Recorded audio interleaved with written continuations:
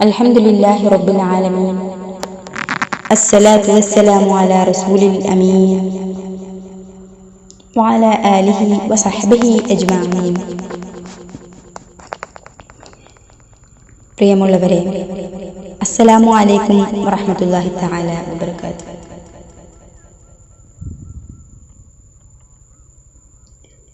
നോമ്പിനു വേണ്ടി ഒരുങ്ങുന്നതിന് മുമ്പ് അല്പം ചില കാര്യങ്ങൾ കൂടി ശ്രദ്ധയിൽപ്പെടുത്താം എന്നാണ് നമ്മളിവിടെ ഉദ്ദേശിക്കുന്നത്.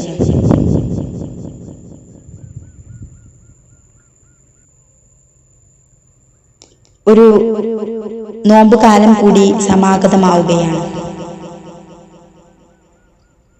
ഇത്ര വേഗം നോമ്പിങ് അടുത്തെത്തിയോ എന്ന് നമുക്കൊക്കെ തോന്നുന്നുണ്ടാകാം. കഴിഞ്ഞ വർഷത്തെ നോമ്പ് കഴിഞ്ഞ മാസം കഴിഞ്ഞതുപോലെയാണ്. അതല്ലെങ്കിലും അങ്ങനെയാണ്. നമ്മുടെയൊക്കെ മനസ്സിന് വല്ലാതെ വേഗത കൂടിയിരിക്കുന്നു. ദിവസത്തിൽ 24 മണിക്കൂർ നമ്മൾക്ക് ഒന്നിനും തികയാത്ത ഒരു അവസ്ഥയിലാണുള്ളത്. ലക്കും ലഗാനുമില്ലാത്ത പോക്കുകളാണ്. ജീവിതം പരമാവധി ആസ്വദിക്കാനുള്ള തത്രപ്പാടിലാണ് എല്ലാവരും. ഒരൊറ്റ ജീവിതമുള്ളൂ, അത് അടിച്ചു പൊളിക്കുക എന്ന ഒരു ചിന്തയാണ്. എന്നാൽ ഈ ഒരു അടിച്ചുപൊളി മാത്രം മതിയോ നമുക്ക്? ഇടക്കൊന്ന് പിന്നിലേക്ക് തിരിഞ്ഞു നോക്കണ്ടേ? ചെയ്തു കൂട്ടിയതും പറഞ്ഞു തീർന്നതും കാണിച്ചു വെച്ചതും ഇങ്ങനെ നീളുന്ന വലിയൊരു പാപത്തിന്റെ പട്ടികയില്ലേ നമ്മൾക്ക് ഓരോരുത്തർക്കും? ഒരു നാൾ നമുക്കും മരിച്ചു പോകേണ്ടേ? പരിശുദ്ധ ഖുർആനിൽ അല്ലാഹു സുബ്ഹാനഹു വ തആല പറയുന്നു, കുല്ലു നഫ്സിൻ ദാഇഖത്തുൽ മൗത്ത്, എല്ലാ ശരീരവും മരണം രുചിക്കും എന്ന്. അതായത് ജനിച്ചിട്ടുണ്ടോ എങ്കിൽ മരിച്ചിരിക്കും. അന്ന് അള്ളാഹുവിന്റെ അടുക്കലേക്ക് കൊണ്ടുപോകാൻ എന്തുണ്ടാകും നമ്മുടെയൊക്കെ കയ്യിൽ? എന്നും കയ്യിലും കീശയിലുമായി കൊണ്ടു നടക്കുന്ന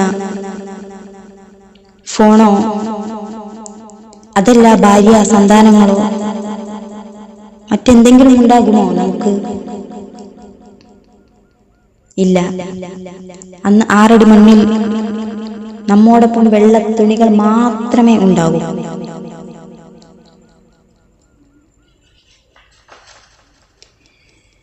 ഇക്കൊല്ലത്തെ നോമ്പിന് നമ്മളുടെ ജീവിതത്തിൽ ഒരു ചെറിയ ഓളമെങ്കിലും വരുത്താൻ കഴിയണം. നമ്മളൊക്കെ ആയുസിന്റെ പകുതി അല്ലെങ്കിൽ അതിനോടടുത്ത് ജീവിച്ചു കഴിഞ്ഞില്ലേ? എത്ര നോമ്പുകളാണ് നമ്മളൊക്കെ നോറ്റത്. ഇനി ഈ വരുന്ന റമളാനിലെ നോമ്പ്, ഇത് ജീവിതത്തിന്റെ വഴിത്തിരിവാകണം. റമളാനിനു വേണ്ടി ഇപ്പോഴേ ഒരുങ്ങിത്തുടങ്ങുക. ഈ റമളാൻ വ്രതശുദ്ധിയിൽ നമ്മുടെ മനസ്സ് കുളിരണിയണം. വിചാരവികാരങ്ങളെ തളച്ചിടുന്ന ഏറ്റവും നല്ല ഒരു കടിഞ്ഞാണാണ് റമളാൻ. ഇന്ന് നമ്മുടെ ചുറ്റുപാടും അന്തരീക്ഷവും വല്ലാതെ വിഷലിപ്തമാണ്. തിന്മയിലേക്ക് തുറക്കുന്ന വാതിലുകളാണ് അധികവും. ഈ പരിശുദ്ധ റമളാനിലെ നോമ്പ്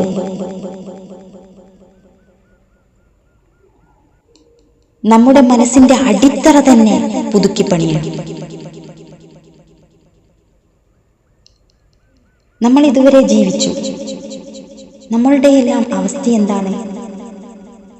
ഇതുവരെ നമ്മൾ നമ്മുടെ ചുറ്റുമുള്ള ആളുകളുമായി നടത്തിയ നമ്മളുടെ ഇടപെടൽ, നമ്മുടെയൊക്കെ പെരുമാറ്റം, സമീപനം എല്ലാം ഒന്ന് വിലയിരുത്തുകയാണെങ്കിൽ എന്തായിരിക്കും യഥാർത്ഥത്തിൽ അതിൻ്റെ അവസ്ഥ? നാം ബന്ധപ്പെട്ട് കിടക്കുന്ന എല്ലാ മേഖലകളിലും നമുക്ക് സത്യവും നീതിയും കാത്തു സൂക്ഷിക്കാൻ കഴിഞ്ഞിരുന്നു? ഒന്ന് ആലോചിച്ചു നോക്കൂ. ചെയ്തതും പറഞ്ഞതും കണ്ടതും കേട്ടതുമെല്ലാം ഒരുപാട് തെറ്റുകൾ വന്നു പോയിട്ടുണ്ട് അല്ലേ? ഒരുപാട് തിരുത്തലുകൾ നമുക്ക് ആവശ്യമില്ലേ?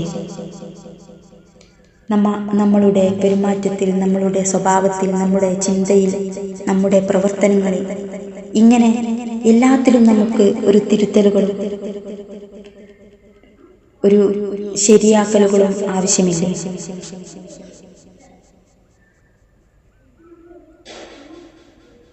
എന്നാൽ അതിനുള്ളൊരു അവസരമാണിത്.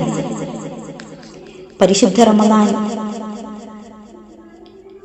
സമാഗതമാവുകയും തൻ്റെ പാപങ്ങളിൽ നിന്നും മോചിതനാവാൻ സാധിക്കാതെ വരികയും ചെയ്ത് ആരെങ്കിലും ഒരാൾ നരകത്തിൽ പ്രവേശിച്ചാൽ അള്ളാഹു അവനെ ശപിക്കട്ടെ എന്നാണ് ഒരു തിരുവചനത്തിൽ നമുക്ക് കാണാൻ സാധിക്കുന്നത്.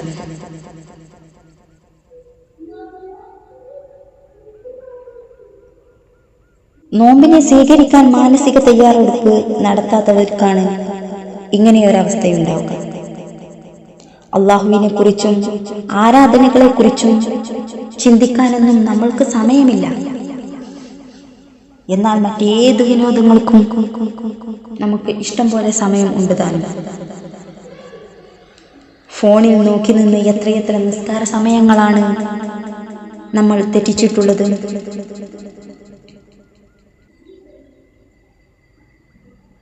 മനസ്സിൽ പിശാച് കുടിയിരിക്കുമ്പോൾ നന്മയുടെ ഒരു അംശം പോലും മനസ്സിലേക്ക് കടക്കില്ല. പലപ്പോഴും പിശാചിന്റെ ഇഷ്ടങ്ങൾക്കനുസരിച്ച് മാത്രമല്ലേ നമ്മളെല്ലാം പ്രവർത്തിച്ചിട്ടുള്ളത്. മനസ്സിൽ നിന്നും ബോധപൂർവം പിശാചിനെ ആട്ടിയോടിച്ചാലേ അവൻ നമ്മളിൽ നിന്ന് അകലും. നമ്മൾ ചെയ്യുന്ന ഓരോരോ കർമ്മങ്ങളും അവൻ എതിരായിക്കൊണ്ട് മാത്രം ചെയ്യാൻ ശ്രമിക്കുക. അപ്പോൾ അവൻ നമ്മളിൽ നിന്നും നമ്മളെ വിട്ടൊഴിഞ്ഞു പോകും. അതല്ലാതെ അവനെ ആട്ടിയോടിക്കാൻ മറ്റൊരു വഴിയില്ല.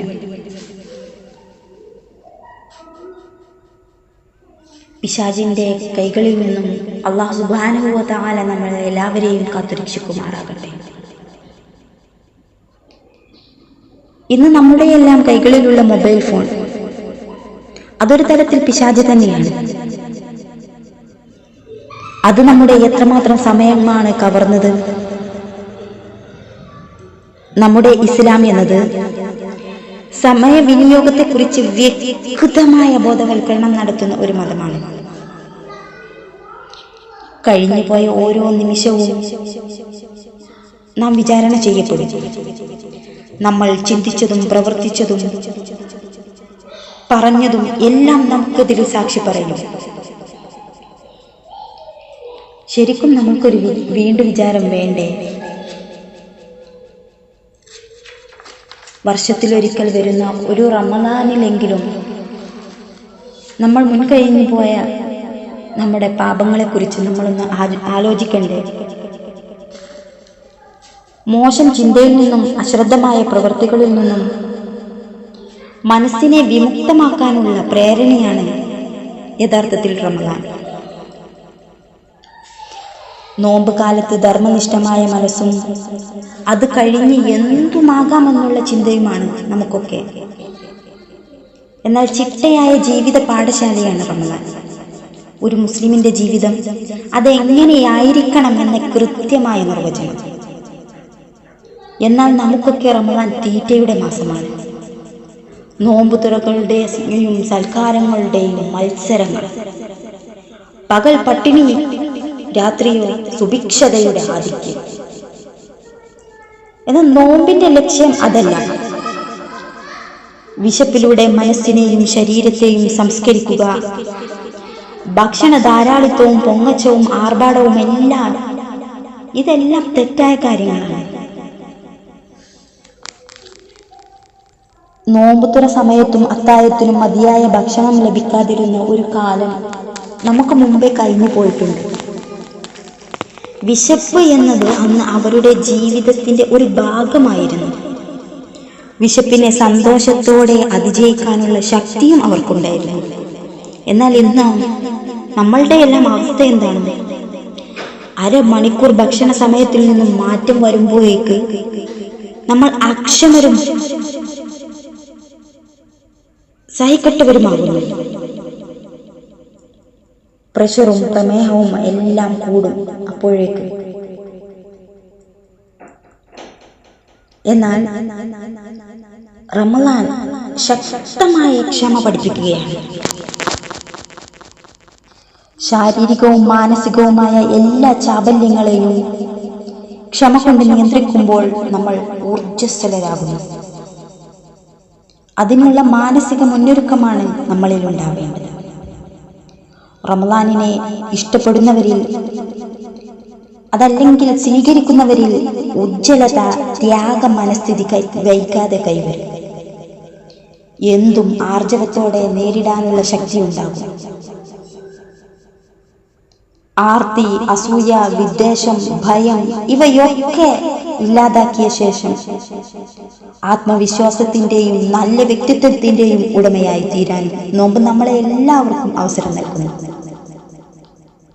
എന്നാൽ നോമ്പിനെ നോമ്പായി കാണാൻ സാധിക്കാത്തവർക്ക് ഇത് സാധ്യമല്ല. അസ്വസ്ഥതകളുടെ ലോകത്താണ് ഇന്ന് എല്ലാവരും.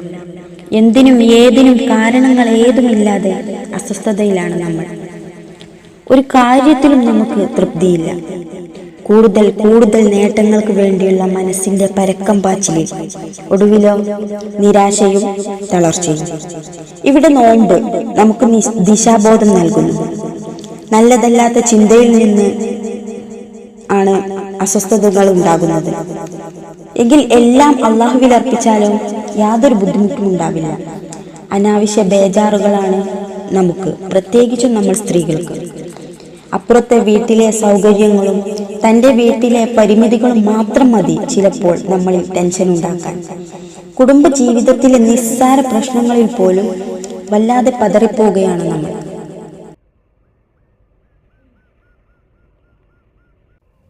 എന്നാൽ എന്തെല്ലാം പ്രയാസങ്ങളും പരിമിതികളും ഉണ്ടായാലും അതെല്ലാം അതിജയിക്കുവാനുള്ള ശക്തി നോമ്പ് തരും. നനച്ച കുളിയിലൂടെ നോമ്പിനെ വരവേൽക്കാൻ വെമ്പൽ കൊള്ളുന്ന നമ്മൾ മനസ്സകം വീണ്ടും വിചാരത്തിന്റെ പാതയിലാക്കണം. നാടും നഗരവും നോമ്പിന്റെ വിളിയാളത്തിൽ ഉണരുന്നുണ്ട്. പക്ഷെ ഈ ഉണർച്ച ഇന്ന് വ്യവസായ വാണിജ്യ മേഖലകളിലാണെന്ന് മാത്രം. വർഷം തോറും കടന്നു വരുന്ന ഒന്ന് എന്ന് മാത്രം റമളാനിനെ മനസ്സിലാക്കിയവർക്ക് ആ ഒരു മാസം വളരെ പ്രയാസകാലം തന്നെയായിരിക്കും. റമളാനിൽ അള്ളാഹുവിന്റെ കാരുണ്യവും പാപമോചനവും നരകവിമുക്തിയുമുണ്ടെന്ന് നമ്മൾക്ക് എല്ലാവർക്കും അറിയാം. അടുത്ത റമളാൻ വരട്ടെ, അടുത്ത റമളാൻ വരട്ടെ എന്ന് പറയുന്നവരുണ്ട്. എന്ന് പറഞ്ഞുകൊണ്ട് വെറുതെ റമളാനിനെ നീട്ടിവെക്കുക. സത്യത്തിൽ റമളാൻ വരുന്നതും പോകുന്നതും അവർ അറിയുന്നില്ല. എന്നാൽ പിന്നെയും പിന്നെയും പറയും അടുത്ത റമളാൻ വരട്ടെ എന്ന്. ഇങ്ങനെ കാലങ്ങൾ കഴിയുന്നതിനിടയിൽ എപ്പോഴോ മരണം നമ്മെ പിടികൂടിയിട്ടുമുണ്ടാകും. എന്തും പിന്നേക്ക് മാറ്റിവെക്കുന്ന ഒരു സ്വഭാവമാണ് നമുക്ക്, പ്രത്യേകിച്ചും ആരാധനാ കാര്യങ്ങൾ. അത് യഥാർത്ഥത്തിൽ അലസതയുടെ രൂപത്തിലുള്ള ഒരു പിശാചാണ്. വീണ്ടും വിചാരം വേണം നമുക്ക്. ഒരാൾ ചീത്ത സംസാരവും പ്രവൃത്തിയും ഒഴിവാക്കാതെ അവൻ അന്നപാനീയങ്ങൾ മാത്രം ഉപേക്ഷിക്കുന്നതിൽ അള്ളാഹുവിന് യാതൊരു താല്പര്യവുമില്ല എന്ന് ഒരു തിരുവചനത്തിൽ കാണാം. നോമ്പ് തുടങ്ങേണ്ടത് മനസ്സിൽ നിന്നാണ്. ചിന്തയിൽ പ്രതിഫലിക്കണം. ശക്തമായ പ്രതിജ്ഞ, ദൃഢനിശ്ചയത്തോടെയുള്ള പ്രവർത്തനം, അതാണ് നോമ്പ്. നോമ്പിനെ ആവശ്യത്തോടെ സ്വീകരിക്കുക. നല്ല കാര്യങ്ങളാൽ അതിനെ ധന്യമാക്കുക. ഇത് വിശ്വാസത്തിന്റെ നമ്മുടെ മനസ്സിൻ്റെ വിജയമായിരിക്കും. ഇരു ലോകത്തും വിജയിക്കാൻ അതുവഴി നമുക്ക് സാധിക്കട്ടെ. ലോകരക്ഷിതാവായ നാഥ, ഞങ്ങളെ നീ നോമ്പിലേക്ക് എത്തിക്കണമേ. നോമ്പിനെ ആവേശത്തോടെ സ്വീകരിക്കുവാൻ ഞങ്ങൾക്ക് നീ തൗഫീക്ക് നൽകണമേ. പരിശുദ്ധ റമദാനിൽ നല്ല കാര്യങ്ങളാൽ ധന്യമാക്കുവാനും ഇരു ലോകത്തും വിജയിക്കുവാനും ഞങ്ങൾക്ക് നീ തൗഫീക്ക് നൽകണമേ.